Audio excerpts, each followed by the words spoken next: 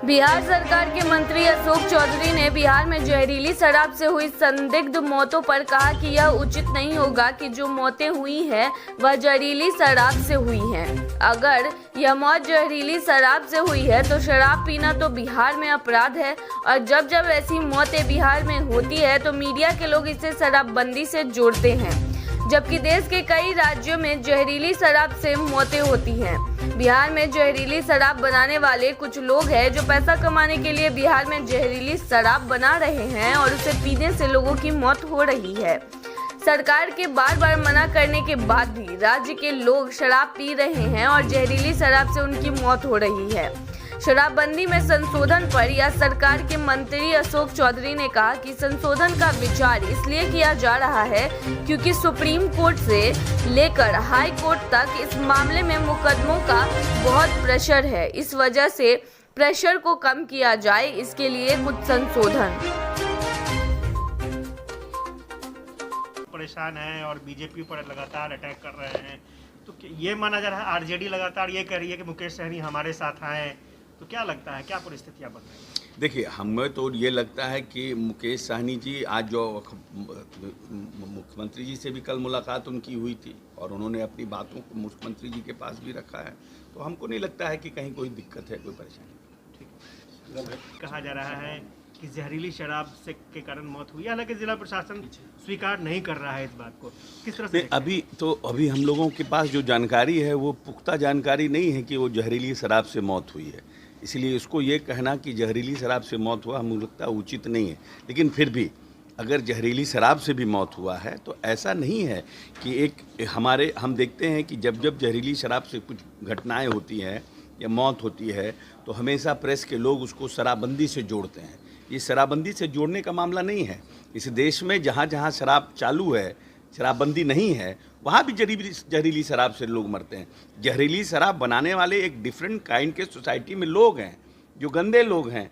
वो अब पैसा अर्न करने के लिए जहरीली शराब बनाते हैं और लोगों को उनको ये नहीं पता होता कि ये जहरीली है, लेकिन जो बनाने का प्रोसेस है उसमें वो जहरीला होता है और जो लोग पीते हैं उनकी मौत होती है। और जब ये मालूम है कि सरकार इतनी सख्त है इस प्रदेश में ये शराब पीने के प्रति, तो आप जहरीली शराब क्यों पी रहे हैं, ये एक प्रश्न है ना। तो इसको बार बार इस तरह से शराबबंदी के साथ इसको नहीं अटैच करने की आवश्यकता है। ये कुछ लोग सोसाइटी में है, रेप, मर्डर, डकैती, ये सब बैन है हमारे कॉन्स्टिट्यूशन में, लेकिन फिर भी तो होता ही है ना। तो शराबबंदी के लिए माननीय मुख्यमंत्री जी और हम सरकार, सब लोग शराबबंदी के लिए लोगों को कॉन्शियस कर रहे हैं, जागृत कर रहे हैं, प्रयास कर रहे हैं कि और ज़्यादा से ज़्यादा जागृत करें। जितना ज़्यादा जागृत करेंगे उतना ज़्यादा लोगों को फ़ायदा होगा, लेकिन फिर भी सोसाइटी में कुछ तरह के लोग होते हैं। अच्छा, अब अमेंडमेंट करने की भी तैयारी चल रही है, उस अमेंडमेंट को कैसे देखें, क्योंकि लगातार कुछ न कुछ अमेंडमेंट हो रहा है? नहीं, अमेंडमेंट किया जा रहा है इसलिए कि बार बार न्यायालय के तरफ से, सुप्रीम कोर्ट की तरफ से भी ये बात आ रहा है कि जिस तरह का कानून है उस कानून में हाई कोर्ट से लेकर के सुप्रीम कोर्ट पे बहुत प्रेशर है, तो उसको कैसे हम मिनिमाइज़ कर सकें, शराबबंदी कानून भी इफेक्टिव रहे और साथ साथ हम उसको मिनिमाइज़ भी कर सकें, तो उस पॉइंट ऑफ व्यू से हम अमेंडमेंट आया है। अच्छा, एक एनडीए गठबंधन जी ठीक ठाक हो पाएंगे? बहुत दुखी हैं, परेशान है बीजेपी से। कहाँ दुखी हैं, वो तो सबका तारीफ करते हैं, कभी लालू जी का भी करते हैं, राबड़ी जी का, तेजस्वी जी का, हम लोगों का भी करते हैं, नीतीश जी का भी करते हैं। और हमारी वो सीट है और हम लड़ रहे हैं। वो जो गठबंधन हुआ था वो जेडीयू और बीजेपी के बीच में हुआ था। अपने कोटे से कुछ सीटें मांझी जी को नीतीश जी ने दी थी और हमने अपने कोटे से दी थी, और क्योंकि बहुत थिन मेजॉरिटी है और ये सीट हमें जीतना है, तो इसलिए हमने अपना उम्मीदवार घोषित किया है। अच्छा सर, सनवा जी, कई जाने चली गई हैं, सरकार की तरफ से लगातार दबाव है, उसके बावजूद भी?